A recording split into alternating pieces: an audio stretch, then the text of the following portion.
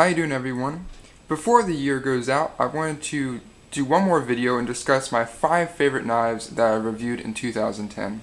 Now, I've reviewed many different knives, anything from fixed blades to folders, but these 5 particular folders in front of you have really stuck out in my mind to be my favorite. I want to discuss each one with you and just share a little bit about it. So the first one here is the Spyderco Ladybug. Now, when I picked this knife up, I was really surprised with how small it was, but how functional it can be. I not only got one for myself, but I got one for my girlfriend, which she keeps on her purse in a little sheath. But this is one of those knives that you can simply throw in the bottom of your pocket, even if you're carrying a larger folder. And when in public, if necessary, bring this out, just do small cutting tasks. It's not a big knife, and it shouldn't be used for anything that a larger knife would be better suited for, but because of its weight, because of its price, and because of the quality that Spyderco provides, this has been an outstanding little folder, and I've really enjoyed every moment that I've carried it. Alright, so I definitely suggest check one out if you haven't already. Alright, the next one would be the Spyderco Delica 4. Now this is in a sheath I had made by my buddy Christian, Big Bubba 5037 on YouTube. But I have 4 different Delicas in my collection. It's one of those pieces that I just, each time I see something else different about it, I like to pick it up. And in 2009, Spyderco came out with the full flat ground variation of this guy. And it really threw the knife over the top and made it just an outstanding piece. As well as the many vibrant colors that it now comes in with. This blue here is just beautiful. I wear a lot of blue dress shirts to work, and it just matches everything very nicely. Great color, that full flat grind really helps to slice through paper, slice through any type of cord that you may come across. So it's just a great all-around utility knife, and again, for the price, it's very, very hard to beat. Alright, next is a CRKT Ripple. This kind of just has a sentimental value. My girlfriend actually gave this to me as a gift this year, and I did do a review on it. It's a little bit different, something you won't see a lot, right? But this is more of a gentleman's knife for me. At least the way I'm going to use it is more of a gentleman's folder. Very, very nice buffed handle scales. Very beautiful look to it.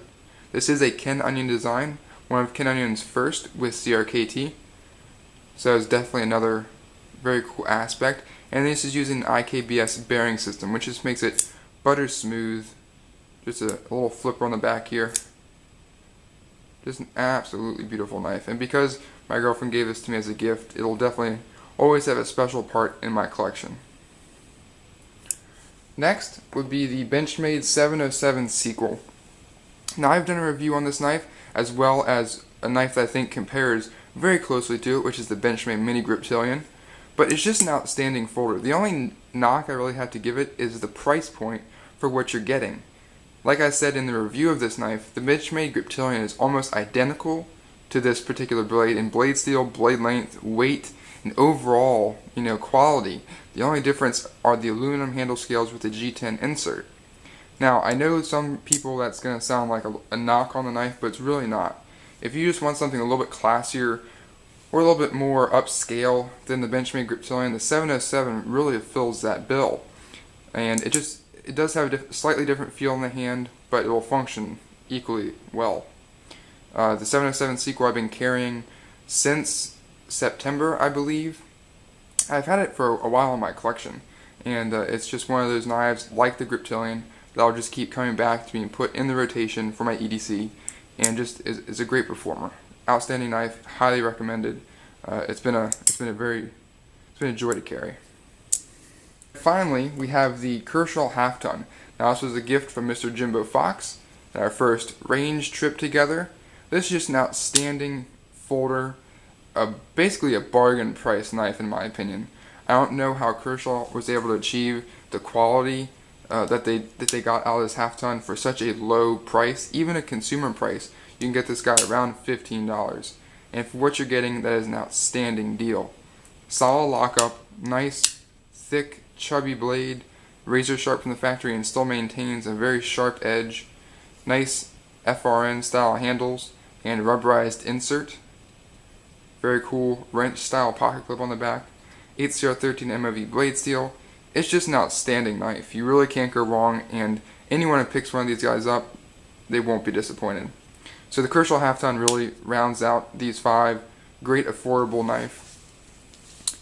Benchmade 707 sequel. Great classy version of the Mini Griptilian in my opinion. CRKT Ripple, just very handsome gentleman's knife and has kind of a sentimental value to it. Spyderco Delica 4 with a full flat grind. Great new addition to Spyderco's Delica series of knives. And this Spyderco Ladybug, great little throw in your pocket, small folder for everyday use. Alright, so I hope you guys have enjoyed that. This is my 5 favorite knives of 2010, and look forward to more reviews coming in 2011. Thanks for watching, guys. I'll see you later.